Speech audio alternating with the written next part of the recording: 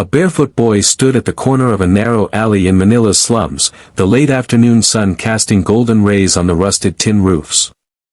His name was Emman, 12 years old, thin as a stick, but with eyes that held oceans of emotion. He held a guitar fashioned from discarded wood, its strings made from old fishing wire, and began to strum gently. Each evening after school, if he made it to school, he would stand there and sing. Not for attention. Not for fame. But to earn enough coins so he and his grandmother could have a single meal. Since losing his parents in a storm that ravaged their village, Emman had learned to survive on very little, except his dreams. He loved one song above all, Hotel California. It reminded him of a time when his father used to hum it under the stars, back when life felt whole.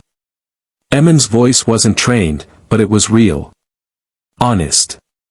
Filled with pain and hope, like a crack in the clouds where light seeps through. That day, as he sang his favorite song once more, a tourist stopped. The man didn't say anything, just pulled out his phone and recorded. Emman kept singing, unaware. The man walked away with tears in his eyes. That video, taken in a forgotten alley, traveled further than Emman ever had. Within days, it exploded online. People across the world watched the little boy with the broken guitar and the golden voice. One viewer, a famous talent show producer, couldn't stop watching. A week later, Emman was invited to audition. The stage was massive. It was nothing like the alleys he knew. Emman stepped into the spotlight, his knees trembling, his fingers gripping the neck of his broken guitar. The audience murmured. Some leaned forward, curious. Others chuckled softly, what could this poor boy possibly offer? His shoes didn't match, his shirt was too big, and his guitar looked like it belonged in the trash. But Emman didn't flinch. He had faced hunger, loss, and nights alone in the dark.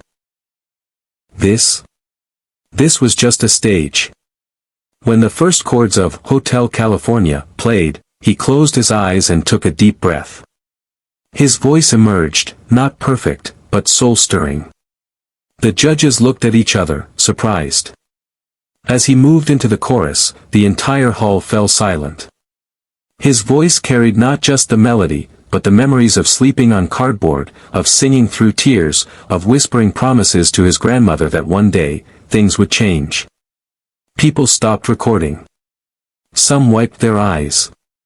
The most critical judge leaned back, stunned. The song's meaning shifted. It wasn't just about a hotel anymore, it was about longing, survival, and love. Emman finished the final note with a quiet, trembling breath. Then, silence. For a moment, no one moved. Then a soft gasp. A sniffle. Applause erupted like thunder. One judge had tears streaming down her face. Another whispered, that wasn't just a performance, that was life itself. The judge seated in the middle looked frozen, eyes locked on the boy. Her fingers slowly reached forward, hovering over the golden buzzer. The crowd watched, holding their breath. Then, slam. The golden buzzer was hit with a force that echoed across the room. In an instant, golden confetti exploded into the air like a miracle. Emman looked up, confused by the lights and cheers. His guitar slipped from his hands as his legs gave out. He dropped to his knees in disbelief, staring at the falling gold.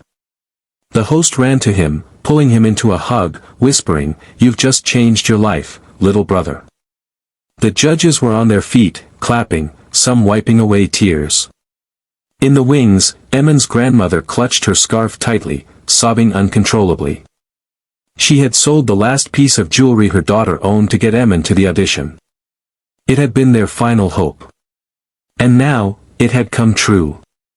Emman couldn't stop crying. Not because of the lights or the crowd. But because, for the first time, someone saw him. Really saw him. Not as a street kid, not as a beggar, but as a voice. As a soul. The judge who pressed the buzzer walked up to him, knelt beside him, and whispered, "You reminded us why we love music. You reminded us what truth sounds like. 2 months later, Emman sat by the window in a modest but clean apartment. The noise of the slums was replaced by the soft clatter of spoons and the gentle hum of a fan. He wore a crisp school uniform, his backpack neatly placed beside a real wooden guitar, gifted by one of the judges. Its strings were perfectly tuned, its surface polished. He played quietly, practicing the scales taught to him by a mentor the show had provided. His grandmother moved slowly in the kitchen, humming along.